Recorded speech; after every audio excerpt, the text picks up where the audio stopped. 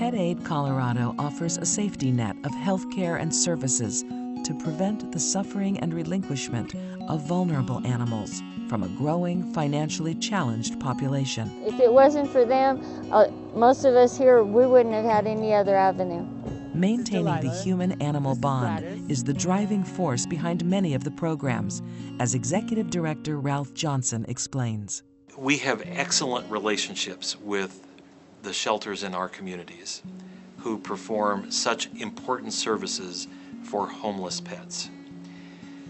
What we're trying to do increasingly is to make sure that we can prevent that pet from becoming homeless. And if we can do that by providing medical services that keeps that pet and person united, we've achieved a great thing.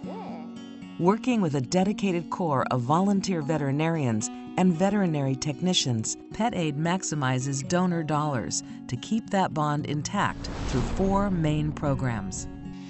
Recently, Pet Aid sponsored a mobile wellness clinic through its home outreach program. It was a great day. There were all these big dudes with these teeny dogs. It was precious. Home outreach is taking care to people where they are when they have barriers to in-clinic care.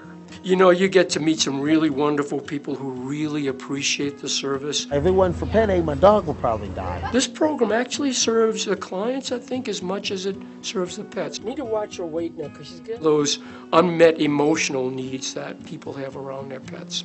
There are many things that we do where we're a point of service for that connection that often is the only connection that individual has in life. They're relying on that pet sometimes to help them physically, performing tasks.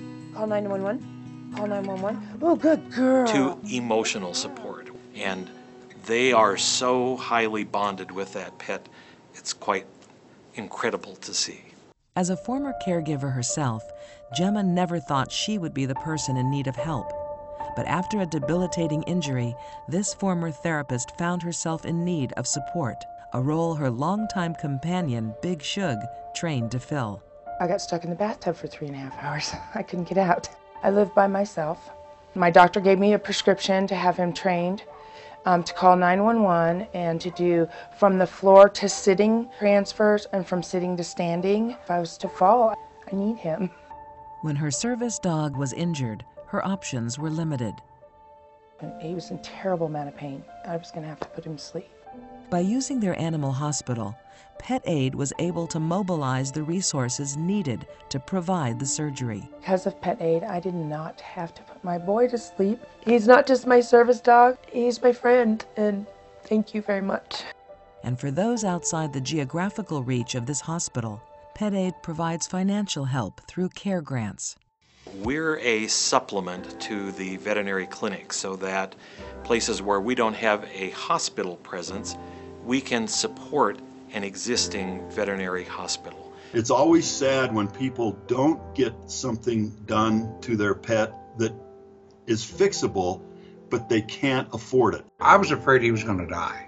Thank you so much. Thank you so much for helping us save Toby. And I think most veterinarians I know do often give away services, but there becomes a limit to how much we can give away. Through the help of the grant, we were able to, as a team, kind of come up with the money that was needed to keep Sprocket alive and bouncing around. It's a huge helpful tool. In cases where there's financial limitations, it gives them hope and it gives them an option.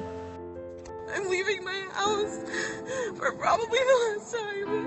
The final platform of support that Pet Aid provides for the welfare of Colorado's animals is in the arena of disaster preparedness. Last year we had 2 big fires going here in Colorado at the same time.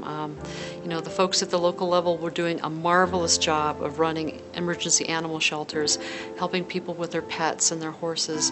And at some point they say, We're tired, we need a little extra help here. A lot of the people that I saw at the shelter, they didn't have homes anymore. So it's an extremely stressful situation for them. When I was deployed to the Springer Fire, their need was that we set up a side shelter specifically for animals that were evacuated. People have all kinds of pets, and they need care during disasters. As a former National Emergency Response Worker with the American Humane Association, PetAid's Director of Disaster Services has learned so much. During Hurricane Katrina, it's estimated that 60 to 80% of household pets did not get back with their families. During Hurricane Gustav, we evacuated the lower parishes in New Orleans, and there was a 99% documented reunification rate. So animal emergency management is a real important part of community planning, where it wasn't before Katrina. And it's all because keeping animals safe keeps people safe. And so it gets back to that powerful bond and the tremendous service that PetAid Colorado fills to keep that bond intact. What we need is kind of the magic combination. When we think resources, often we think money, but it's also the human resource. It's the human capital that drives what we do. And when we can combine them and make sure that the economic resources are there to get volunteers active in our programs and delivering our services, that's the beautiful combination.